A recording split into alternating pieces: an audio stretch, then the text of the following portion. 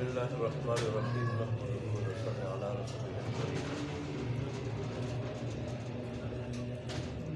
کل کی جو آیات کی تشریح ہو گئی تھی،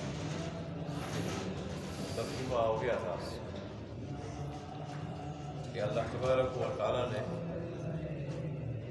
شمسی نظام کی قسم کھائی تھی اور فرمایا تھا کہ یہ قرآن پر حق ہے اور سچی کتاب ہے، میری طرف سے نازل کردہ ہے۔ یہ اتنی مقدس کتاب ہے کہ فرشتے بھی اس کو، فرشتے جو پاک و مخلوق ہیں وہی اس کو چھوتے ہاتھ لگاتے ہیں، اور دوسرا کوئی اس کو ہاتھ نہیں لگا سکتا، نہ کوئی جن نہ کوئی انسان۔ جہاں یہ سب جگہ موجود ہے وہاں لوح محفوظ میں صرف فرشتے اس کو ہاتھ لگا سکتے ہیں اور کوئی نہیں لگا سکتا، وہاں پہ محفوظ ہے۔ اور یہاں بھی حکم یہی ہے کہ اس کو وہی لوگ چھوئیں جو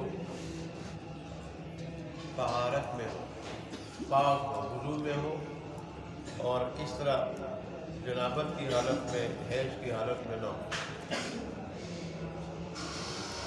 تو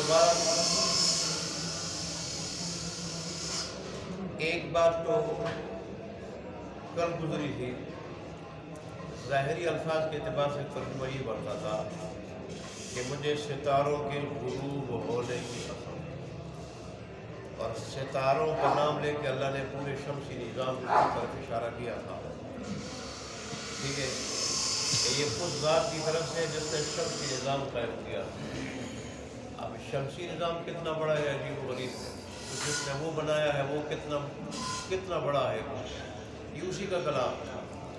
لیکن بعض علماء نے لکھا ہے کہ یہاں نجوم سے یہ ظاہری ستارے آسمان کے مراد نہیں، نجوم سے مراد سابقہ انبیاء، سابقہ انبیاء، اور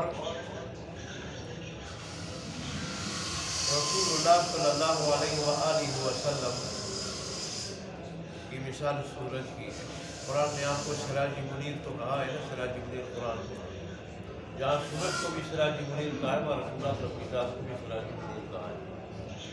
تو جیسے یہ ستارے جب سورج طلوع ہونے کا وقت آتا ہے یہ غائب ہو جاتے ہیں، چھپ ہو جاتے ہیں سورج کی روشنی کے آگے، ایسے ہی سارے کے سارے انبیاء اپنے اپنے وقت میں ہدایت کے ستارے تھے، ہدایت کے ستارے تھے، اور لوگ ان سے ہدایت حاصل کرتے رہے۔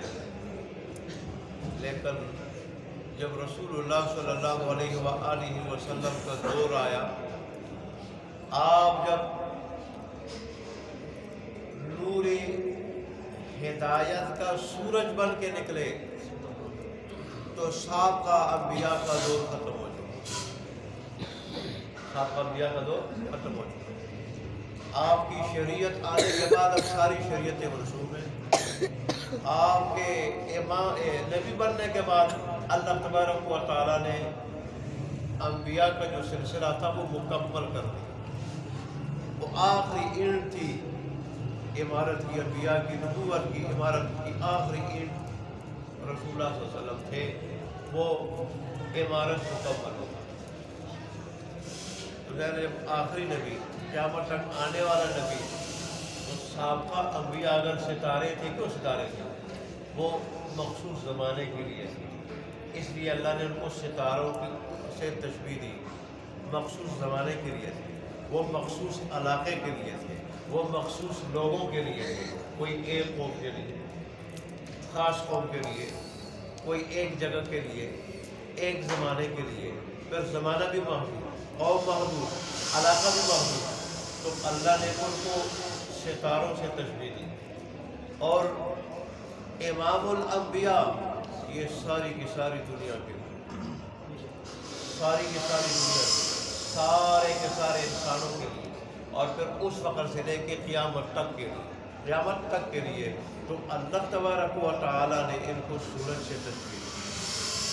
جب سورج آتا ہے ستارے چھپ جاتے ہیں سارے، اور پھر اگر آسمان پہ ہو بھی تو سورج کے آگے نظر نہیں آ سکتا، سورج کے آگے نظر نہیں آ سکتا۔ وہ خود نظر نہیں آتے، ان کی روشنی کیا نظر آئے گی؟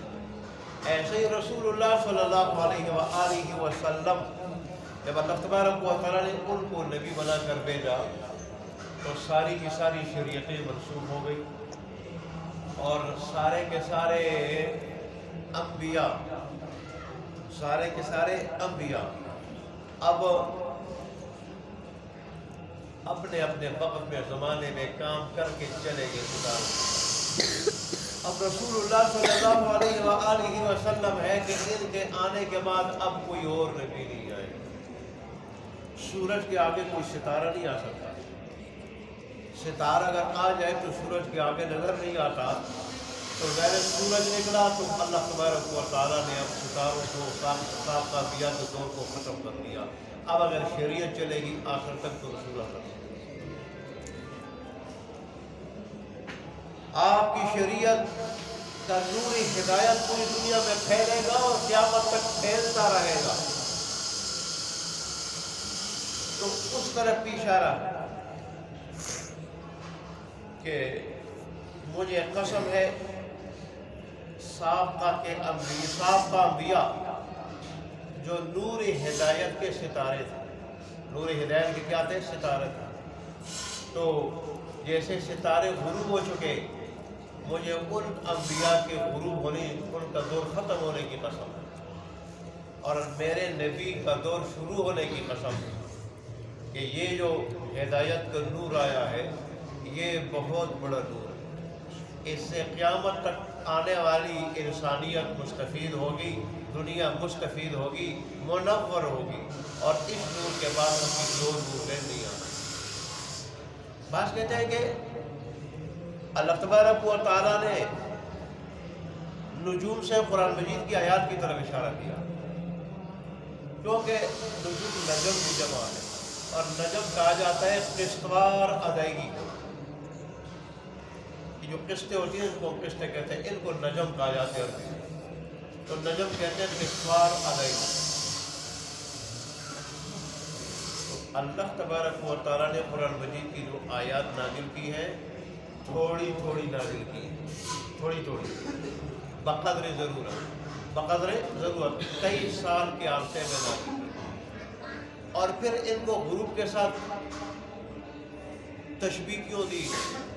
رسول اللہ صلی اللہ علیہ وسلم پر جب وحی نازل ہوتی تھی آپ بشریت سے ملکیت کی طرف چلے جاتے، انسلاخ ہو جاتا گویا بشریت سے ملکیت کی طرف، اور ادھر پھر جبرائیل امین سے جو ہے وہ کیا ہو جاتا، رابطہ قائم ہو جاتا، عالم بالا سے رابطہ قائم ہو جاتا، اور پھر جبرائیل امین، قرآن میں اس کا ذکر ہے، جبرائیل امین اللہ کے حکم سے آپ کے دل پہ آیات اتارتے، آپ کے دل پہ آیات اتارتے۔ تو نجوم آیات ہیں، ستارے کیا ہے؟ بظاہر جس کا لفظی معنی کیا ہے؟ ستارے، یہ آیات ہیں۔ اور غروب کیسے ہوتے تھے؟ اوپر سے رسول اللہ صلی اللہ علیہ وسلم کے دل مبارک میں اترتے تھے، دل مبارک میں اترتے تھے۔ قرآن ایک عظیم خزانہ ہے، یہ اللہ تبارک و تعالیٰ کی بہت بڑی نعمت ہے۔ جیسے اللہ نے ہمیں نبی عظیم عطا کیا، امام الانبیاء عطا کیا، سارے انبیاء کو، یہاں تک کہ اپنے جد امجد ابراہیم علیہ السلام کو بھی اور آدم علیہ السلام کو بھی نماز پڑھائی بیت المقدس میں۔ اللہ نے جب نبی عظیم عطا کیا تو اللہ نے دین بھی عظیم عطا کیا، اور قرآن بھی اللہ نے کیا کیا ہے؟ عظیم عطا کیا۔ تو اس لیے علماء کہتے ہیں کہ نجوم سے مراد قرآن مجید کی آیات کی طرف اشارہ ہے، اور اللہ کسی عام چیز پہ قسم نہیں کھاتا۔ اللہ تبارک و تعالیٰ قسم اس چیز پہ کھاتا ہے کہ وہ چیز بڑی عظیم ہوتی ہے، وہ چیز بڑی کیا ہوتی ہے؟ وہ چیز بڑی جو ہے وہ اہم ہوتی ہے، اہمیت والی چیز ہوتی ہے، اللہ تبارک و تعالیٰ اس پہ قسم کھاتا ہے۔ تو گویا اللہ تبارک و تعالیٰ نے قرآن مجید کی آیات کی قسم کھا کے، اور اوپر سے رسول اللہ صلی اللہ علیہ وسلم کے قلب میں نزول کی قسم کھا کے اگلی بات سمجھائی کہ اِنَّهُ لَقُرْآنٌ كَرِيمٌ، اِنَّهُ لَقُرْآنٌ كَرِيمٌ، بے شک یہ بڑی عزت والا قرآن، بڑی عزت والا قرآن۔ عزت والا وہ تو ہے عزت والا، مطلب یہ ہے ہمیں کہہ کے، ہمیں سنا کے، اس کا مطلب کیا ہے؟ ایک تو یہ ہم اس کی قدر کریں، تعظیم کریں، قدر کریں، سیکھیں، سمجھیں اور اس پہ عمل کریں، ٹھیک ہے؟ ایک تو یہ۔ دوسرا کہ اس کو جو سمجھو گے، پڑھو گے، اس پہ عمل کرو گے، اللہ اس کی وجہ سے تمہیں عزتیں عطا کرے گا، تمہیں عزتیں عطا کرے گا۔ خود رسول اللہ نے فرمایا ان اللہ یرفع بہذا الکتاب اقواما ویضع بہ آخرین۔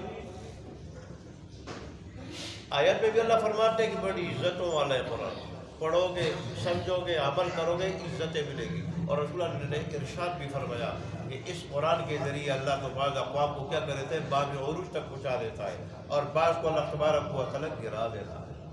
جو اس کو سینے سے لگا کے، اس کی قدر کر کے کہ واقعی رب کی عظیم نعمت ہے، عظیم انعام ہے، قدر کر کے اس میں عمل پیرا ہو جاتے ہیں، اللہ ان کو بعض عروج تک پہنچا دیتا ہے۔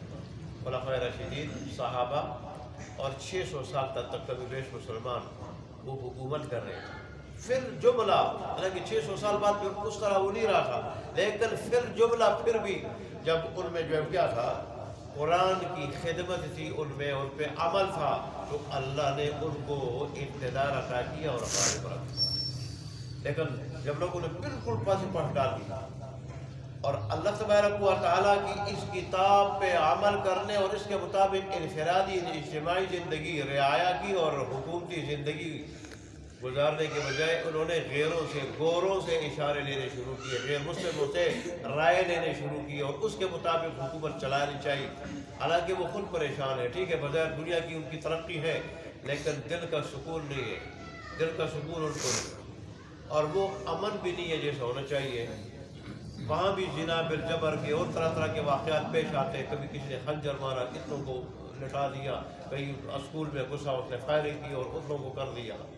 خود وہ گورے کہتے ہیں کہ اگر دنیا میں امن چاہتے ہو، کامیابی چاہتے ہو، نظام چاہتے ہو، سکون چاہتے ہو، تو اسلام کی طرف آؤ، اسلامی نظام کو اپناؤ۔ کہتے ہیں اسلامی نظام کو اپناؤ۔ جیسے آج بھی وہ عمر لا اور بعض لا ان میں جو ابو بکر صدیق اور عمر فاروق اور خلفاء کی وہ قوانین مشہور ہیں، اس طرح وہ آج کے گورے بھی کہہ رہے تھے، شہزادے، کہ بھئی اگر تم کامیابی چاہتے ہو کہ ہم ہر لحاظ سے کامیاب ہو جائیں، تو تم جو ہے نا اسلام کے نظام کی طرف آئے۔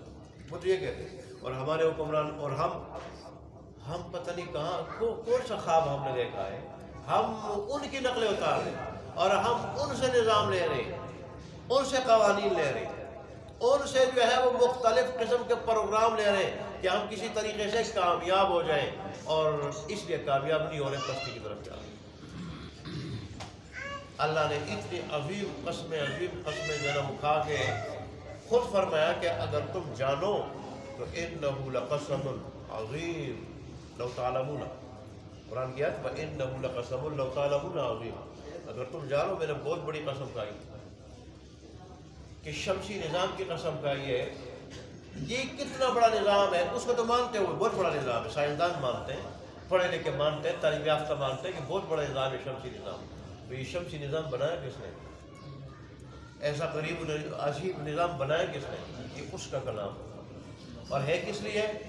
تمہارے فائدے کے لیے، کہ تم اس کے مطابق زندگی گزارو۔ اگر دنیا آخرت دونوں بنانا چاہتے ہو، دنیا آخرت دونوں بنانا چاہتے ہو، اس کے مطابق زندگی گزارو۔ یہ اللہ تبارک و تعالیٰ کہنا چاہتا ہے کہ یہ جو کچھ کہے وہ مانو، دل سے اس کی تصدیق کرو، مانو، سچا جانو، اس پہ عمل کرو۔ یہ اس ذات کا کلام ہے، تو پھر دنیا بھی تمہاری اور آخرت۔